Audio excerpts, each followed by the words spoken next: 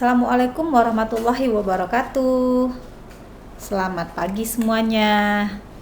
Alhamdulillah, puji syukur kehadirat Allah Subhanahu wa taala. Kita harus selalu bersyukur kita masih dipertemukan pada hari ini dalam keadaan sehat, dalam keadaan semangat, tentu saja dalam melanjutkan aktivitas kita sebagai mahasiswa dalam pembelajaran mata kuliah asuhan kebidanan kehamilan bersama saya, Bu Ruli. Apa kabar semuanya pagi ini? Mudah-mudahan semuanya dalam keadaan sehat ya. Sebelum kita mulai perkuliahan ini, saat ini Poltekkes Kemenkes Riau sedang gencarnya untuk membangun zona integritas menuju wilayah bebas dari korupsi. Untuk itu, saya mengajak saudara semua mengucapkan salam integritas kita. Masih ingat ya? Dengan gerakannya. Kalau saya ucapkan salam integritas, semuanya harus ikut dengan semangat beserta gerakan-gerakannya. Baik, kita mulai salam integritas kita. Salam integritas, jaga diri, jaga teman, jaga Kemenkes. Poltekkes Kemenkes Riau, sehat tanpa korupsi. Saya patriot anti korupsi. Baik, terima kasih sudah semangat saudara semua menyebutkan salam integritasnya pada pagi hari ini.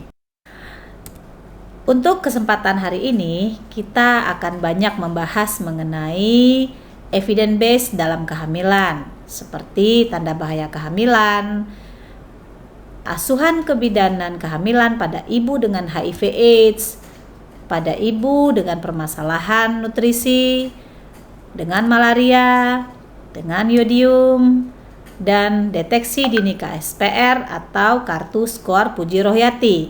Pada pertemuan sebelumnya, saya yakin saudara sudah mempelajarinya dengan Bu Vindi ya. Dan yang paling booming saat ini adalah mengenai COVID-19 dan vaksinasi pada ibu hamil.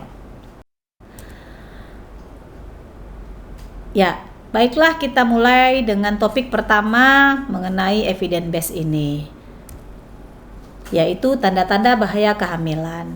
Masih ingat ya waktu saudara semua duduk di bangku kuliah D3 Kebidanan. Saudara semua pasti sudah mengetahui tanda bahaya kehamilan. Selain itu, saya lihat di kelas ini banyak sekali bidan-bidan yang sudah punya pengalaman bekerja yang cukup lama dan sangat familiar sekali dengan tanda-tanda bahaya kehamilan ini. Ya, sebenarnya kita hanya merefresh pengetahuan saudara dan mengupdate apa-apa saja evidence base yang saat ini ada pada asuhan kebidanan kehamilan. Nah, pengertian tanda bahaya kehamilan itu adalah tanda bahaya kehamilan yang merupakan tanda-tanda yang mengindikasikan adanya bahaya yang dapat terjadi selama kehamilan, yang apabila tidak dilaporkan atau tidak terdeteksi bisa menyebabkan kematian pada ibu dan janin. Makanya pada setiap kunjungan antenatal care kita wajib hukumnya untuk mengingatkan pada ibu hamil mengenai tanda-tanda bahaya kehamilan ini. Karena tanda-tanda bahaya kehamilan ini tidak hanya terjadi pada kehamilan lanjut, tetapi bisa terjadi pada kehamilan trimester awal atau trimester 1. Ya, sampai saat ini tanda bahaya kehamilan yang kita kenal itu saja ya. Ada perdarahan pervaginam, ada sakit kepala yang hebat, ada pandangan kabur, kemudian nyeri abdomen yang hebat, bengkak pada muka dan tangan, gerakan janin yang tidak dirasakan atau berkurang, kemudian keluar cairan pervaginam, mual muntah berlebihan, demam, dan anemia. Kita akan bahas ini satu persatu. Yang pertama adalah perdarahan pervaginam. Pada masa awal kehamilan, ibu akan mengalami perdarahan yang tidak banyak atau sedikit, atau istilahnya kita sebut dengan spotting di sekitar waktu pertama terlambat haid. Nah, hal ini masih fisiologis karena saat itu terjadi yang disebut dengan implantasi. Pada waktu lain, pada masa kehamilan ini, Perdarahan ringan mungkin bisa saja terjadi, pertanda dari serviks yang rapuh atau terjadi erosi dan mungkin normal atau bahkan disebabkan oleh infeksi.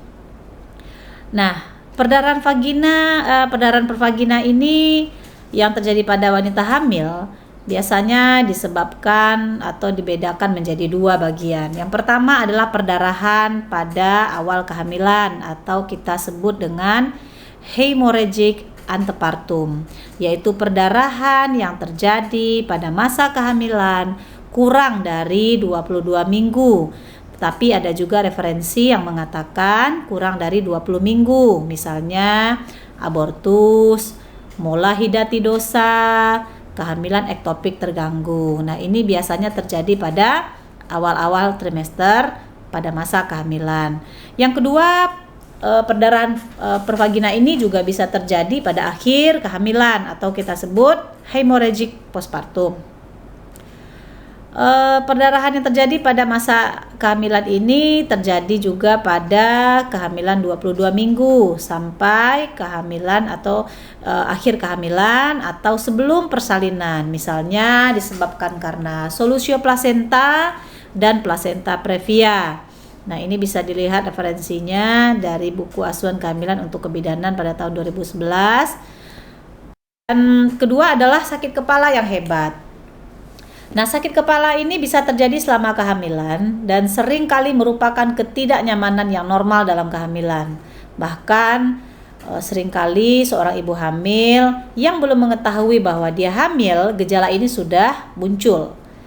Sakit kepala yang menunjukkan suatu masalah yang serius ini sangat bisa kita bedakan. Misalnya sakit kepala yang hebat, yang menetap dan tidak hilang ketika ibu hamil beristirahat. Dan kita harus berhati-hati karena ini merupakan salah satu gejala yang merupakan komplikasi pada kehamilan, yaitu preeklamsi. Nah, preeklamsi juga biasanya disertai dengan protein urin positif 2 ke atas, kemudian penglihatan yang tiba-tiba hilang atau kabur, kemudian bengkak pada tungkai ataupun muka serta tangan, dan bisa juga terjadi bengkak pada seluruh tubuh, dan biasanya disertai nyeri pada epigastrium. Nah, sakit kepala yang menunjukkan satu masalah yang serius itu biasanya ada 3 kriteria. Yang pertama yaitu sakit kepala hebat atau luar biasa, tidak tertahankan. Kemudian sakit kepalanya menetap, dibawa pun istirahat tetap sakit kepalanya tidak hilang. Dan ketiga, memang tidak hilang sakit kepala tersebut jika dibawa istirahat. Kemudian selanjutnya adalah nyeri perut yang hebat. Nah, nyeri abdomen yang hebat ini tidak bisa kita hubungkan dengan persalinan normal. Tetapi ini biasanya terjadi pada masa-masa sebelum kehamilan tersebut matur atau aterem. Merupakan nyeri perut yang hebat, menetap dan tidak hilang setelah beristirahat. Inilah kriteria atau ciri khas dari tanda-tanda bahaya kehamilan ini. Biasanya disebabkan karena apendiksitis, kemudian abortus, memiliki penyakit radang panggul, kemudian persalinan preterem, gastritis, dan infeksi kandung kemih atau infeksi lain.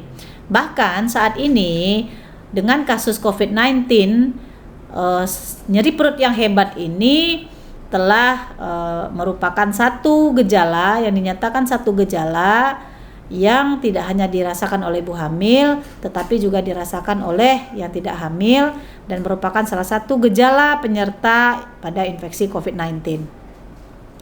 Nyeri abdomen bagian bawah ini dapat bersifat 4 kriteria ya. Yang pertama yaitu nyeri kuat. Nyeri kuat ini terus menerus dalam 3 bulan pertama, ibunya terus mengalami nyeri yang kuat pada abdomen. Kemungkinan dalam tuba falopi atau saluran sel telurnya mengalami gangguan yang dikenal dengan istilah kehamilan ektopik terganggu. Nah, mungkin saudara semua sudah mengetahui ya apa itu kehamilan ektopik terganggu. Yang kedua adalah nyeri kuat yang berdenyut-denyut seperti kram. Nah, ini biasanya terjadi pada 6 bulan pertama kehamilan ya. Ini juga bisa terjadi pada awal-awal kehamilan ya, dan ini pertanda ibu kemungkinan mengalami abortus atau keguguran, tentu saja dengan pemeriksaan lanjut. Kemudian yang ketiga adalah nyeri kuat terus menerus di akhir kehamilan.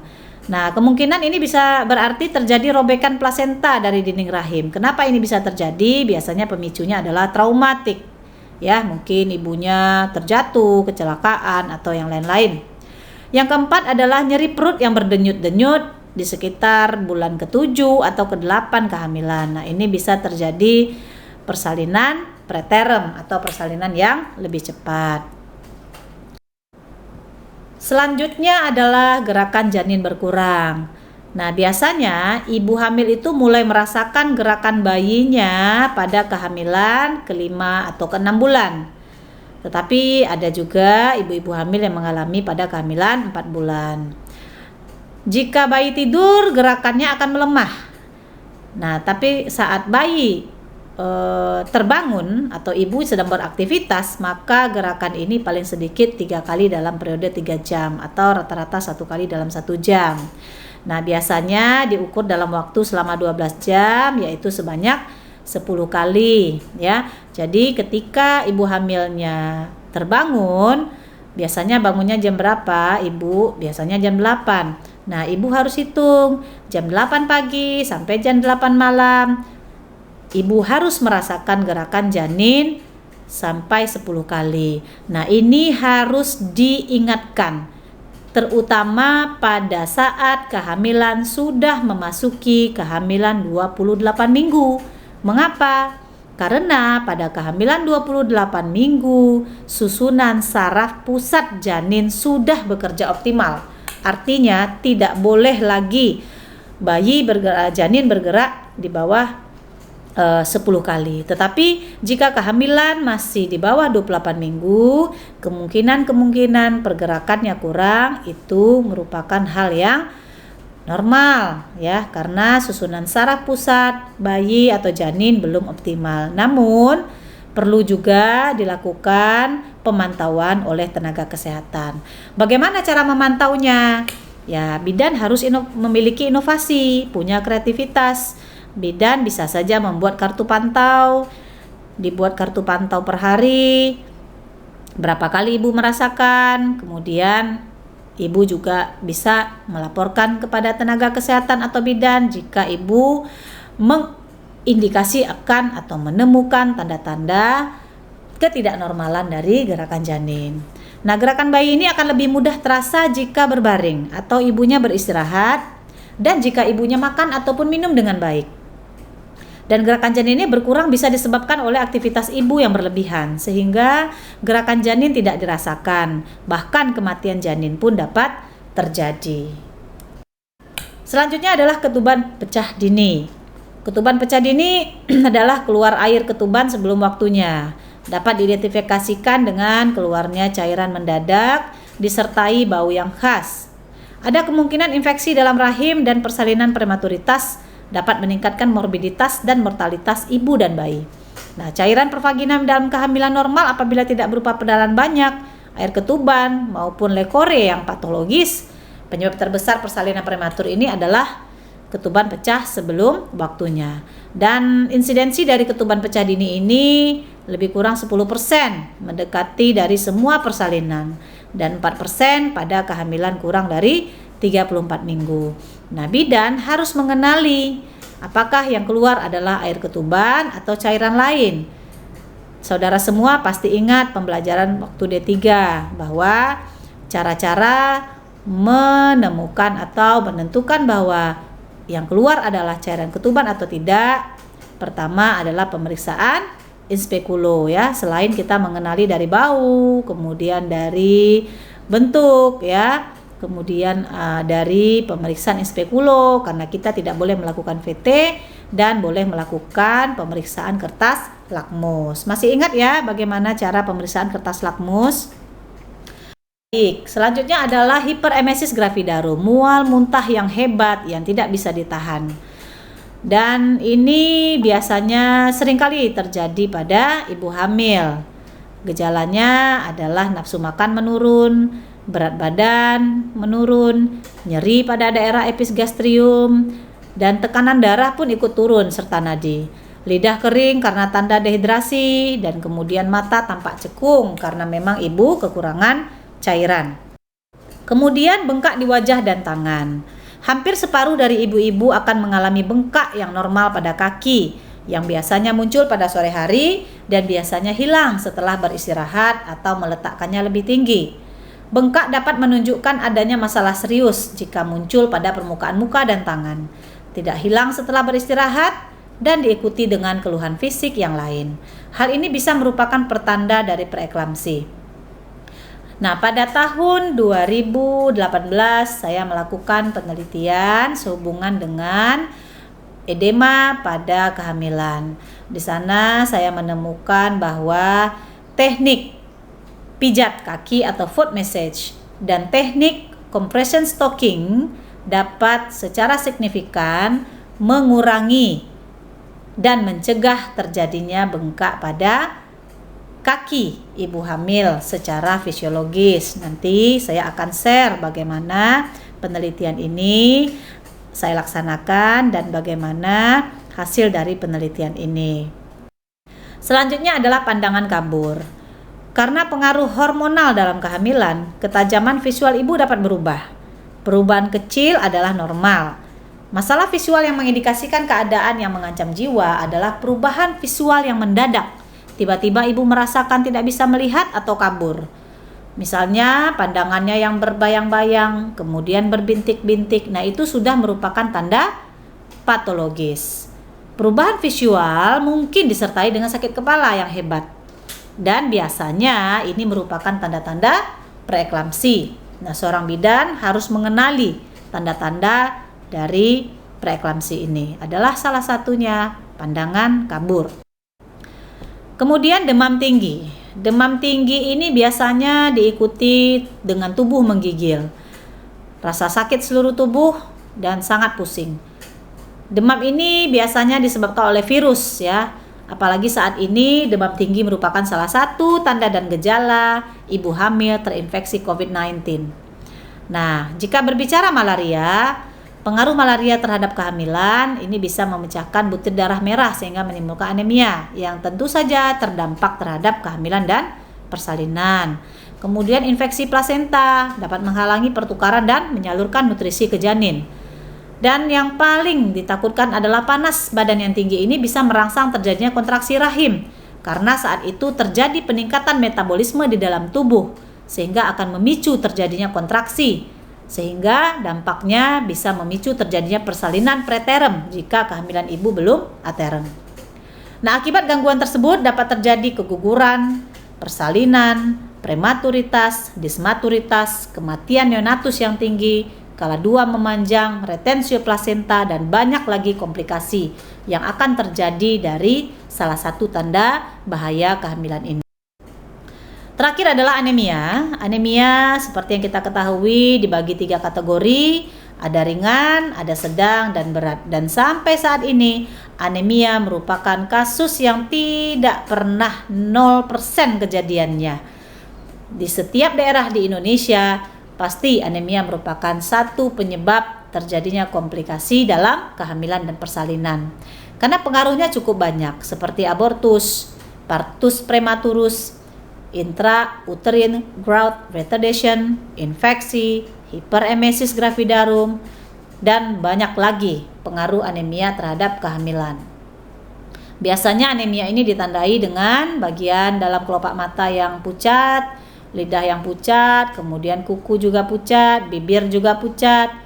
Tapi hati-hati ya, jika ibu hamilnya tidak terdeteksi dari kelopak mata, lidah maupun kuku ya, bibirnya juga pakai lipstik ya. Jadi ini harus diperhatikan betul-betul daerah-daerah atau organ-organ yang bisa menunjukkan tanda dari anemia ini. Namun demikian kita tetap secara objektif harus mendiagnosis anemia dari pemeriksaan laboratorium, yaitu dari HB ibu hamil.